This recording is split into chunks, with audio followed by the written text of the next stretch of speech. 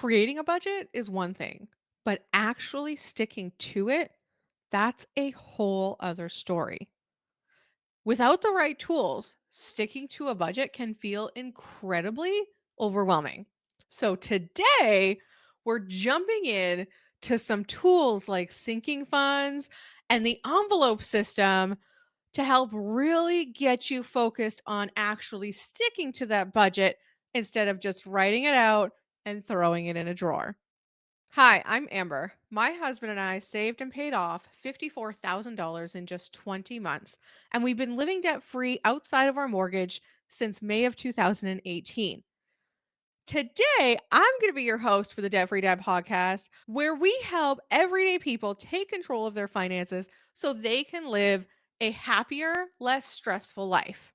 Now, after you listen to this episode, if you're ready to take things to the next level, if you're ready to break free from living paycheck to paycheck and reduce financial stress, but you're not sure where to start, we've created an incredible free resource to help you get there. And I'll be sharing that at the end of today's episode. A budget or a cash flow plan, whatever you want to call it, is something telling your money where to go, whatever makes you feel good about what you're calling it. So, a budget is a roadmap, right? It's telling your money where to go. What directions are you taking your money? Where is it going? Now, the important part before you create a budget is knowing your income, tracking your expenses, identifying those fixed costs, the variable costs, and any saving goals that you may have. So, creating the budget really allows you to get a picture of the roadmap for your money and where it's going. How many of you have written out your budget, created a spreadsheet? We're super excited where this is going to happen. We're going to do this. I got this. And then you close the spreadsheet, you put the budget in a drawer, and you never went back to it. And then you go, oh, that didn't work. Now, a great tool to really help you follow and stick to your budget is using sinking funds. What is a sinking fund, though? Sinking funds is just a savings bucket or a savings account, somewhere you're going to continually put a little bit of money. You're dripping money into it.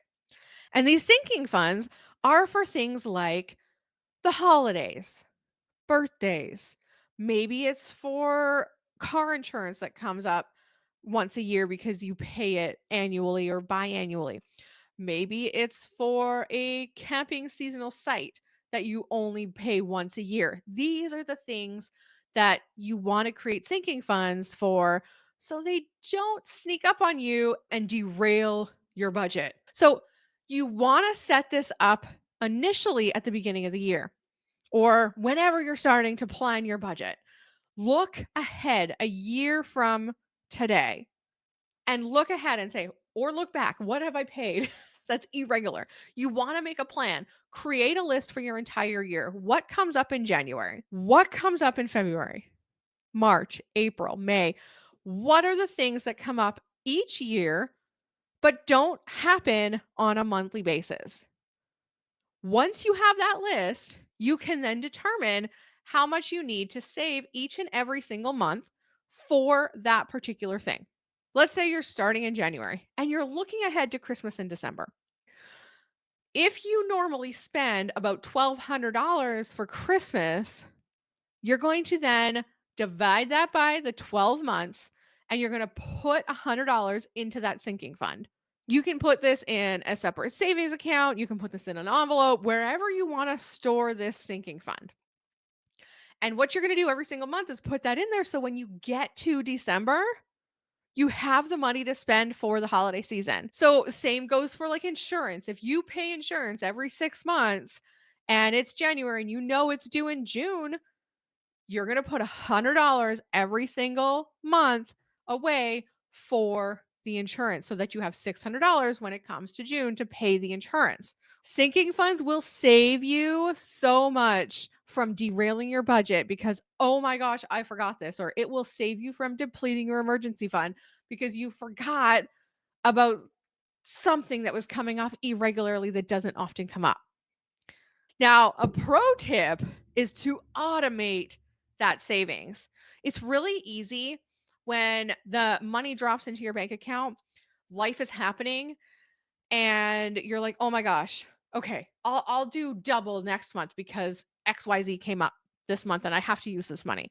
If you automate this so that $100 comes out before it even hits your bank account and goes into that separate account, oh my gosh, this is going to save you so much headache. You will start to not even realize it's not there until you're gonna need it. You're gonna be like, "Oh, thank goodness I set this up." Now, this next tool is incredibly important for your day-to-day spending. This is going to help you stay even more on track when it comes to your budget every single month. It is called the envelope system. Many of you have probably heard us talk about it, or if you're new to the podcast, you're like, I've heard this, on TikTok, whichever. So, the envelope system is basically a cash based method of managing variable expenses. Think about like groceries, entertainment, fun money, um, maybe pet supplies, like wherever that you're kind of variably spending every single month. Gas for your car, that's going to go in the envelope. So if you're watching on YouTube, I have envelopes in my hand, and these are from our Debt Free Dad planner when you get the all in bundle. So these here, you're going to every single month, you're going to put down how much money you're putting in there, what the category is for. So if it's groceries, and you could do this by pay or by month. And then what you're going to do is you're going to withdraw the budgeted cash for each category. So if you spend, let's say, $300 a week on groceries, you're taking $300 out, or if you get paid biweekly, $600 out every 2 weeks. You're putting it in that envelope, and that is what the envelope is for. So start looking. How much do I regularly spend on groceries? Can I cut it back a little bit? And how much am I pulling out each month for this grocery envelope? And I will not spend any more after I've spent out of this grocery envelope. And you'll notice sometimes you'll have a little bit extra at the end of the month where you were like, "Ooh, I didn't spend as much. Yay. Good for me," right? Keep it in there for next month. Add it to a debt, wherever you want to put that, all right? Now you're going to do the same for fuel for your car. You're going to do the same for entertainment, whatever variable things you have going on.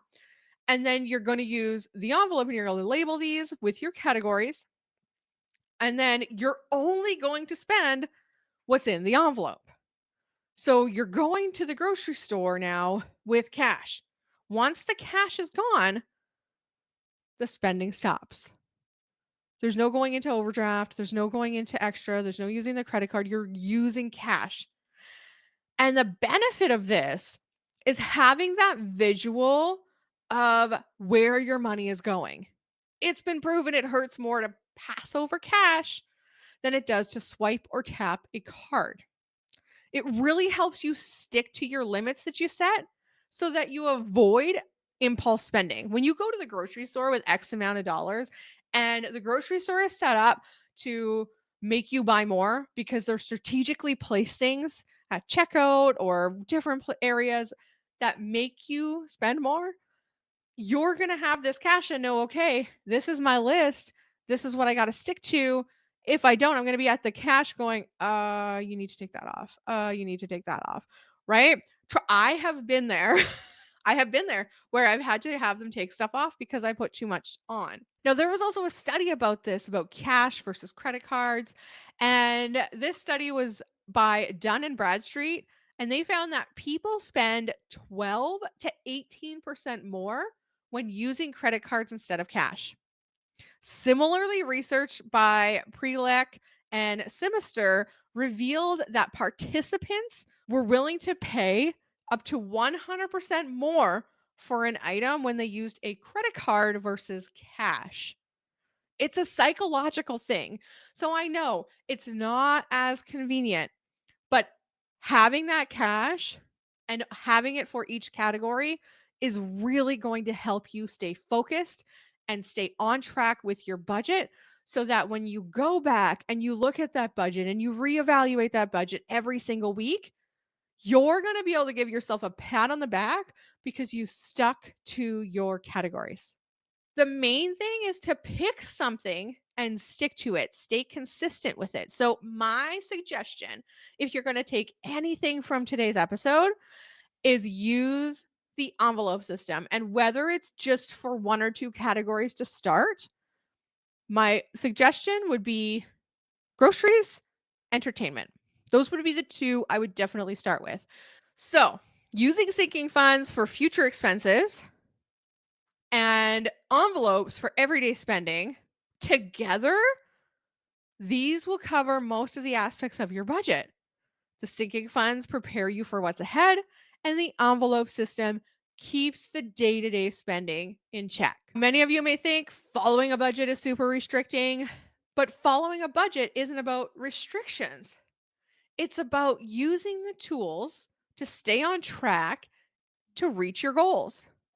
If you have a goal down the road to go on a dream vacation, or you have a goal down the road like we did to purchase our first home, having those tools in place really helped us get to our goal. So just try two small little changes, whether it's an envelope, whether it's maybe starting a sinking fund, whatever that looks like. Start small and then gradually add on different things to help you stick to your budget.